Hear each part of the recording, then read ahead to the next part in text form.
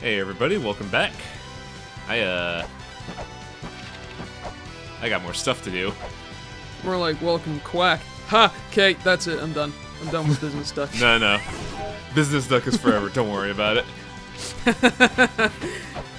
But now that we have the origin rune, we could open this. Now, I felt like this is a mean thing because when you first play this game, you're like, oh no, a trap, I'm going to die. No. But it's actually just like, why were you so worried? It's very much the DM thing I was talking about. Mm-hmm. So we're in... Ugh. It's called Annwfn, A-N-F-W-W-N. But it's... Oh, come on! Yup. I love this game. That was lovely. Okay, so anyway... Anyway, I don't know how to pronounce these things, because, they use the original spelling. Annwfn, I believe, is supposed to be... Oh, what did we ascertain it to be before? Alpine? Looks fucking Welsh. Yeah, I am probably super wrong with this, but it's supposed to be the Alfheim of this game. Sorry for the pause, I'm super second-guessing myself here, just because I've never seen these pronunciations. Yeah, Welsh is weird. I wish Jamie the D was here. He could tell us, because he's Welsh. Jamie, get us like a 5-minute podcast audio log telling us what this shit is. We need help. Jamie, please pronounce Welsh for us. Also, I'm pretty sure you're not watching this video, so this is going on deaf ears. I'm gonna link it to him when this is up and be like, Jamie, help us. We need archaeology help. So, if I'm reading these correctly, yes, it's pronounced Annwfn. Annwfn. Wow, that's not what I would have gotten at all. Yeah. So, WFY is pronounced U, and DD is pronounced th, like heh, or something. I don't know. Welsh is strange. We're they the use worst our alphabet. They do bad things with it. We're the worst archaeologists. Anyway, but yeah. So basically, it's the other world, the land of spirits. Yep, because this is the land of fairies. Mm-hmm. Alfheim, like you said. Mm-hmm. Now here's a fun puzzle. Kukulkan! This is a fun puzzle that I didn't solve for about a good 5 hours.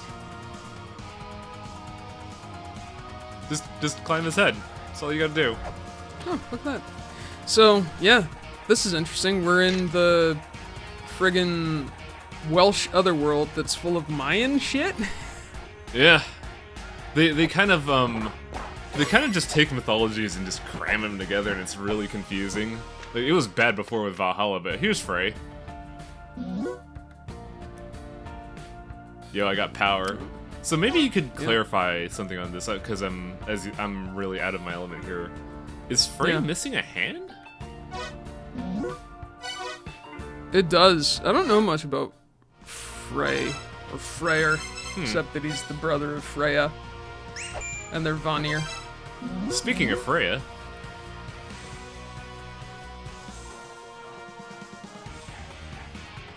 so just to clarify things, because they kind of used poor wording here.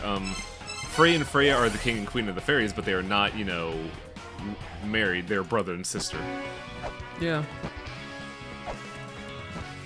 Anyway, it's time to take a stroll. Because we gotta go to the original La-Mulana and talk to the fairy queen. Of course. Oh, because Lameza met her, and she was actually quite pivotal. Mm-hmm. And also, La-Mulana, the original, had the queen, so the backside has to have the king. Ah. So, Golimbursty, the golden boar? Yep. That's Freyr's mount. He rides it. Wow, he just let his pig run all over the place, didn't he? He's not a very responsible pig owner. Hey I don't let Sam, my pigs run what's around. up?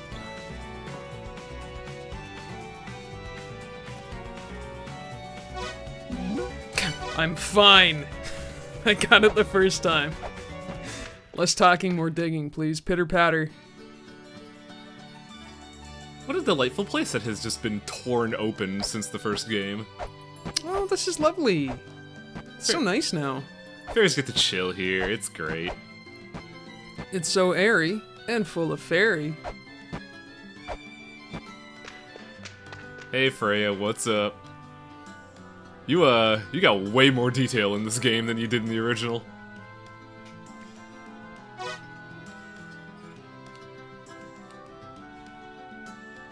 Yes, I am the daughter of that non-crouching idiot. And now I want to kill him.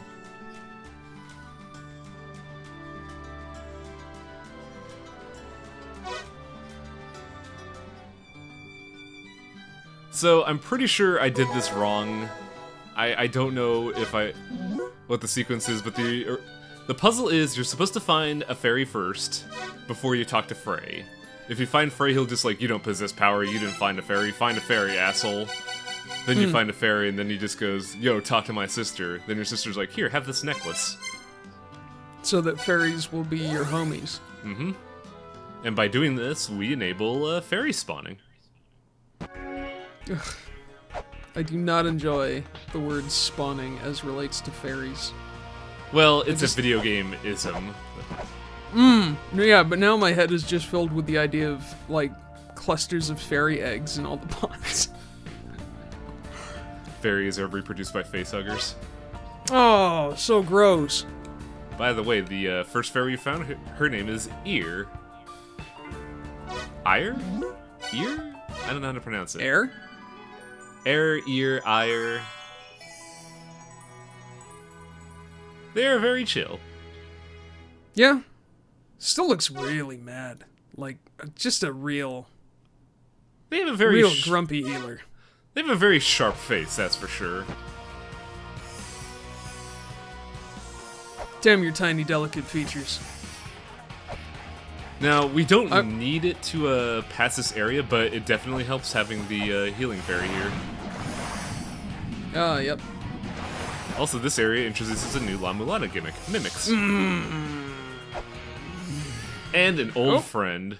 Hi, Mulebrook. Sorry for landing on you. So, in the original game, Mulebrook was very pivotal to our success in exploring the ruins, and she does so here, but she's now more, she's now hip and rad. She's gotten out, found her own style. Yep, she too became #1 archaeologist. I mean, she's probably better than Lamisa. Let's be honest. Oh, absolutely. I do like the following animation, though. Oh. Peace out. That. Do kids still say that? And that.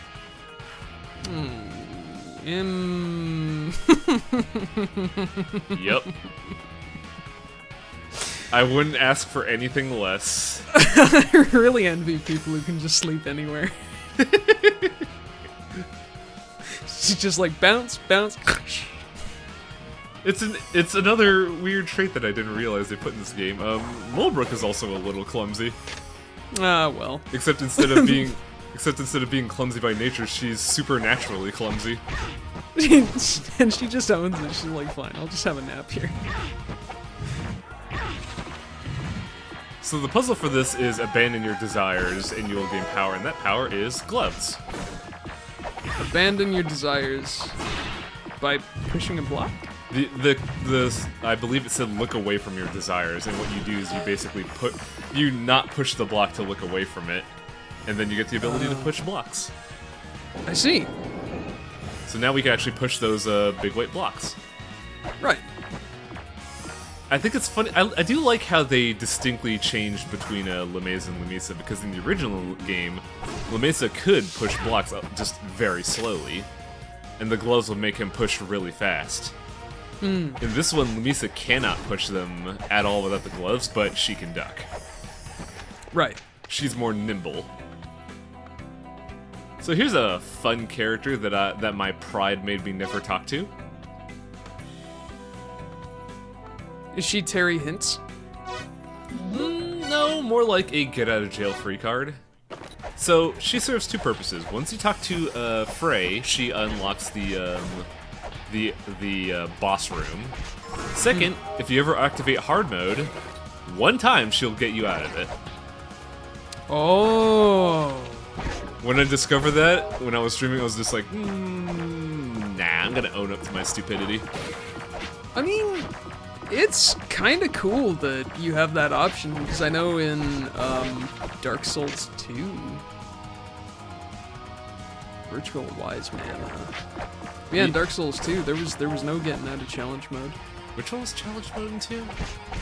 You look at that obelisk in the first town. Oh yeah, but I thought that was just if you're in the covenant, you're there. Yeah, but I don't think you can leave the covenant once you enter it. I think I broke something. Whoops. What the hell? So, I accidentally threw caltrops above the roof, and because of the collision detection on the object, it thinks it's still dropping and therefore is constantly doing the bounce sound. Oh, yeah. Also, Molebook got our Twitter handle. Please help. Close your DMs. She's nice. She's nice. She's gonna send you memes. She's way better than Phobos, who's just like, yo, I hacked your account. Like, what's up? Phobos is the guy you close your DMs to. Yo, yeah. He's the guy who's always like, oh, I know all these facts. I'm just gonna... Hello. Rolling shurikens are really fucking good in this game. Oh my god. Welcome back. They are so much better and so much useful. Like, I was kind of flabbergasted at how good a lot of the sub weapons were upgraded. Mainly rolling shurikens, because I never used them in the first game.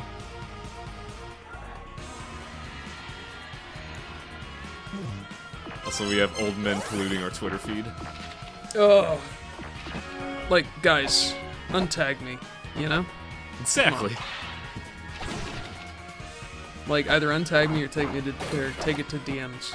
I'm not gonna lie, I do like watching Zelpa just get kind of owned, but still, like, seriously. Like, come on, guys. So, I don't know if we learned about it in the first video because we recorded that a week ago, but, there are no iframes when it comes to getting hit by spikes. You cannot damage boost out of spikes anymore. Yep. I don't think we specifically mentioned the mechanics. So you know how I mentioned rolling shurikens are useful? Oh yeah. Oh, they can hit pressure plates. That's nice. Could they do that in the first one? No. Interesting. Also, I'm a mega dumb for knifing on that balance beam. Yep.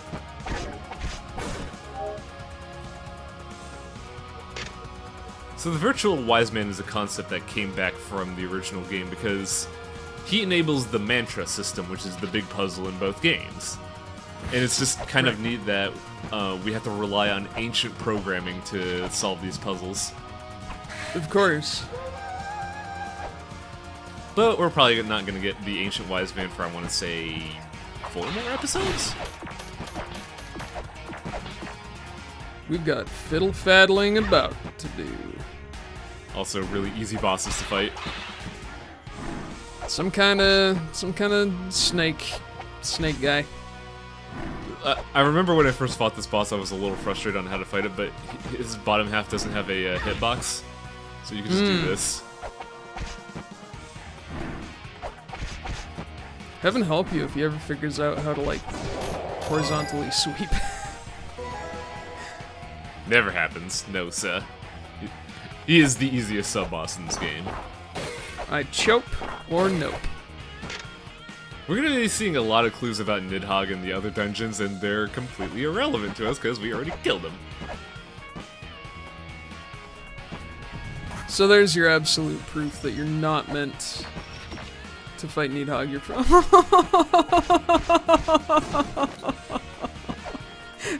They're so cute. They're like... What are you looking at, Skippy? They're the little elephant men. Oh my goodness, yeah. little behemoths. Yeah. It's just the way they walk. They're like toddlers. Behemoths are pretty good. I like them. Oh, they're so cute. They actually returned from the original game, but in the original game they were mega huge, and in here they're pretty thin. They're just little toddler men. It's like their head is... Ah. Are you ready for Big Ass Cow? Yeah, I'm ready for cow. Too bad, because you're not going to see it for 3 episodes. Oh. But Let me tell you something, Highwang. It's not good to tease an Albertan with beef. Well, it's not good to tease anyone with beef. That's just rude. We love beef. Mm-hmm. Oh! Man, that is such a sweet little detail. There's a little gauge on the right side of the elevator showing you where it is. You know what the worst part is? Only in this level.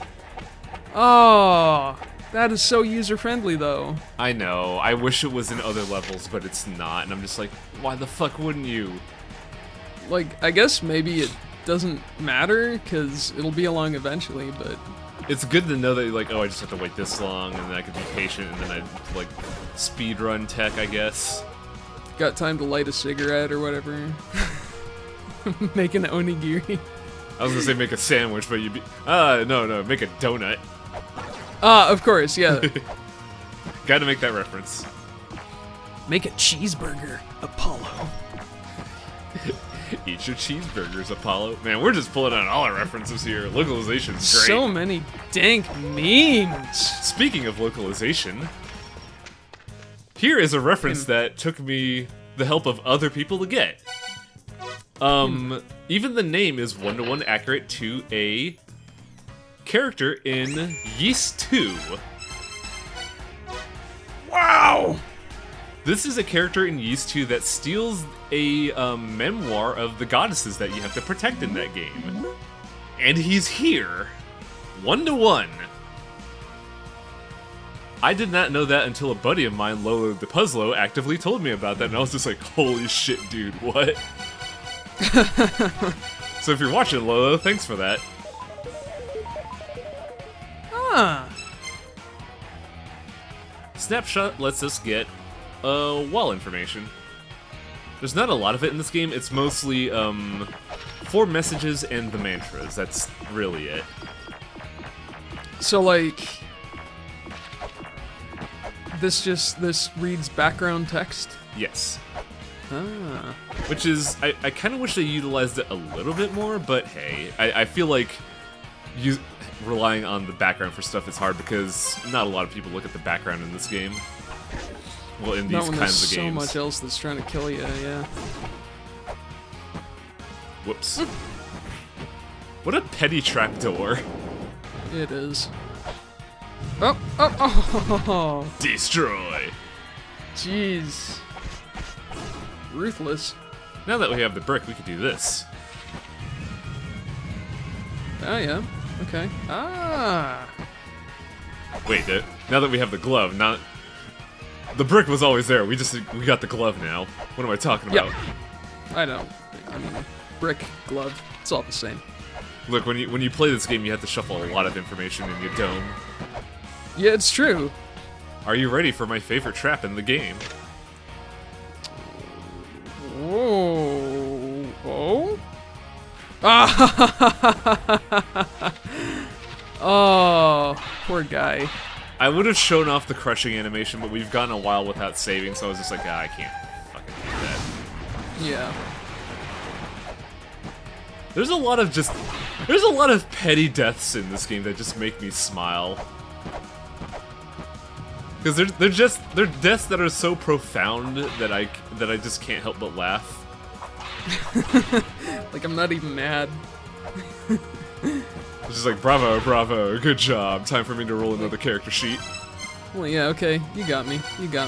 Okay, this is gonna be Lumisa the 5th? 5.0. This time I made sure to get rid of her charisma score and actually put it in something useful. Okay. Nice dump stat. Hey. Charisma's pretty good if you're not in a dungeon crawler. It's true. I guess you can't really sweet talk a sweet little... I'm sorry, just thinking of those little elephant guys cracks me up. Please don't kill me. Oh, hello, sir. Oh, pardon me. By the way, here's our Beelzebub for this game. Beelzebub. Well, in the original game, Beelzebub was a guy who just chills in a room, unassuming, until the end of the game where he just goes, okay, time to go, buddy, let's go. Now, I forget who it is in terms of the name, but it is the guy who blows the horn that signifies Ragnarok. Heimdall. Heimdall, thank you. For those of you that don't know, there we go. For those of you that are unaware, new to my LPs somehow, I'm really fucking bad with names. If you saw the first LP, I had scripts, I had notes on the side like, okay, this person's name is X, they did this. Right. You really like those elephants, don't you? Oh, they just crack me up. I'm sorry. I just can't get over it. So there is one side of Annwfn that we haven't gotten to yet. Annwfn. Annwfn, thank you. We'll get it right. Don't alienate your Welsh viewership. Alfheim. There you go. So we couldn't do this puzzle until we got the rolling shurikens. And also, see that divot there that we saw in Valhalla? Yep. So, any amount of sub-weapons could do that so long as they fit in that thing. Rolling shurikens, caltrops, and one other weapon can activate that. Actually, 4 types. There's one that is very circumstantial, but this is a convoluted puzzle of if that statue sees you, it unleashes poison gas and kills you instantly. But you need to hit that pressure plate to deactivate it, so you just rolling shuriken it. I think you mean poison gas. Oh yeah, poison. Poison. It just reminds me of who made Smash Brothers? Fuck, I'm gonna forget his name. But the developer of Smash Brothers, when they made Brawl, they announced Warrior, and they were just like, you could look at his flab.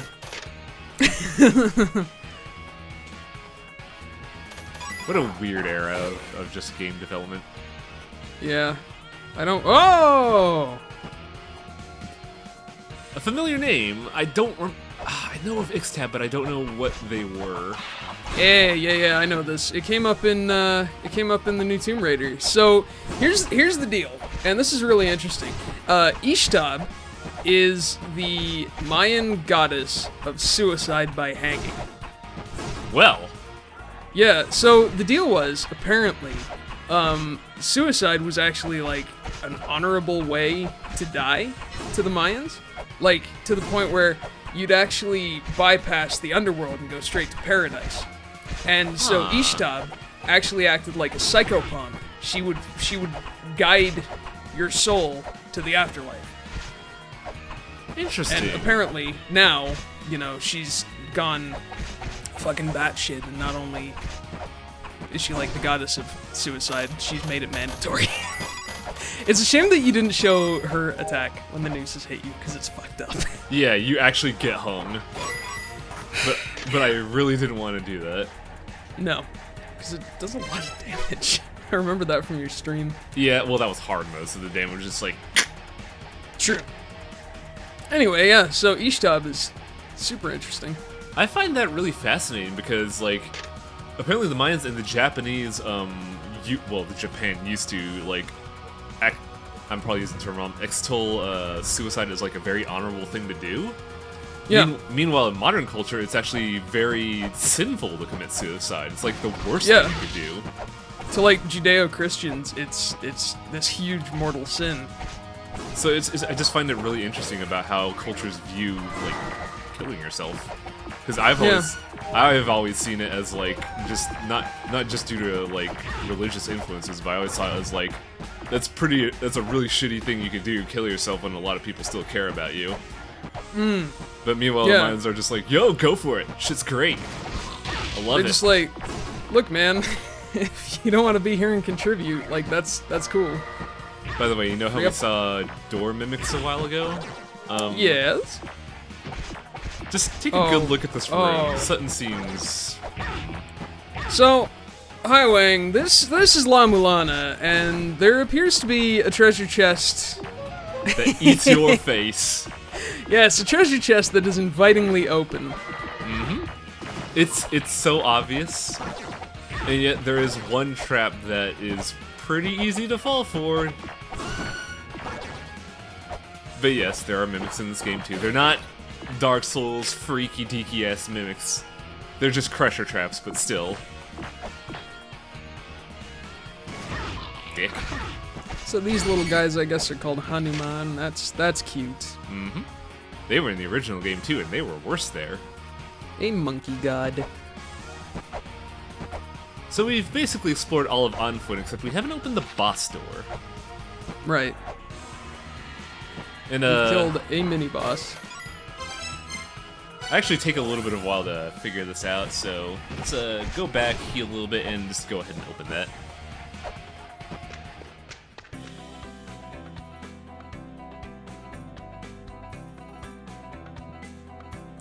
It's interesting how even with the mother dead, it still expresses its like controlling grip on the people of La-Mulana and Egglana. I suppose old habits die hard. Mm-hmm.